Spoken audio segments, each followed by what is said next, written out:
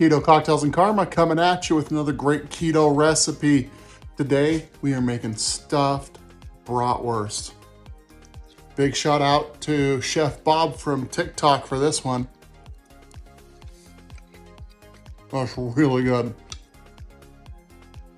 All right, first things, we've got our onions and our mini peppers.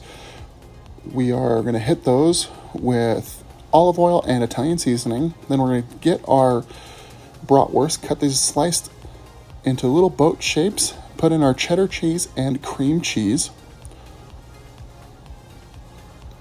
Then we are going to add a dash of our Worcestershire sauce, sprinkle on the Cattleman ranch seasoning and smoked paprika. Then it is time to add our pickled jalapeños, and then top that with our sauerkraut and our shredded cheddar cheese. Add in the peppers to the side, bake 375, about 40 minutes, and enjoy. These are wonderful stuffed bratwursts.